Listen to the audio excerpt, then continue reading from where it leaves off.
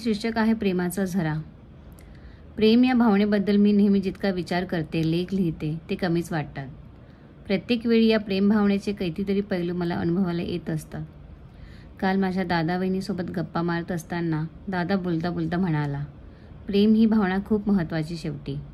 त्याच्या या वाक्याने मला पुन्हा विचार करायला भाग पाडलं आणि योगायोगाने द पॉवर या रोंडा बन या लेखिकेच्या पुस्तक वाचन उपक्रमात डॉक्टर सुप्रिया मॅमसुद्धा याच मुद्द्यावर वाचन करत आहेत सध्या.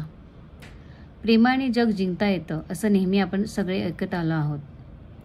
जग म्हणजे भूगोलातला जगाचा नकाशा, पृथ्वीचा तो गोल ज्यावर सगळे देश रेखाटलेले असतात असं काहीतरी डोळ्यासमोर येतं. अशा कल्पनेतल्या एवढ्या मोठ्या जगाला जर प्रेमासारख्या साध्या सहज भावनेने जिंकता येतं तर आपल्याला आपल्या शेजाऱ्यांना म्हणजे आपल्या घरातल्या व्यक्ती, आपले नातेवाईक, आपले मित्रमंडळी, रोज कामानिमित्त बाहेर पडल्यानंतर घरी, कामाच्या ठिकाणी येणारे, भेटणारे, ओळखी अनोळखी, नवे चेहरे, रोजचे चेहरे यांना प्रेमाने जिंकता येणं हे तर खूप सोपं असायला हवं. मग आपण मात्र ओळखीच्या चेहऱ्यांना छोट्या मोठ्या मनातल्या गाठींमुळे टाळतो. अनोळखी लोकांना प्रेम देण्याचा तर संबंध काय राव, असं काहीसं चित्र पाहायला मिळतं. आपण जे पेरतो तेच उगवते या सिद्धांताप्रमाणे आपण आपल्या अवतीभोवतीच्या आपल्या छोट्याशा जगात वावरत असताना प्रेम द्यायला लागलो, प्रेम करायला शिकलो की आपल्यालाही प्रेमच प्रेम मिळत जाणार आणि आपला प्रेमाचा झरा हा अखंड वाहत आपली सोबत करणार यात शंका नाही. आपण वावरत असताना जेव्हा भान ठेवून वावरतो तेव्हा कुठे प्रेमाने वागावं, प्रेमाने बोलावं असं प्रकर्षाने जाणवतं आणि तेव्हा कुठे आचरणात येतं. कारण जितकं प्रेम भावनेने आपण इतरांशी, स्वतःशी वागू तितकं प्रेम आपल्याला प्रत्येक पावलावर, प्रत्येक क्षणाला भरभरून मिळत जातं. अक्षरशः पाण्याने जशी रोज आंघोळ करतो तशीच प्रेमाच्या झऱ्यात रोज न्हावून निघाल्यासारखं वाटतं. आपल्यातले कितीतरी जण अध्यात्माचा भाग म्हणून बरीच पोथी पारायणं वाचतात, पूजापाठ करतात, मनशांतीसाठी मेडिटेशन करतात.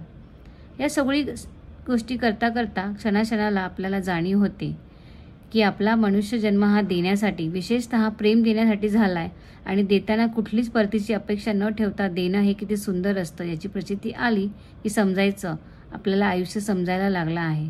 खऱ्या अर्थाने जगाला सुरुवात झाली आहे.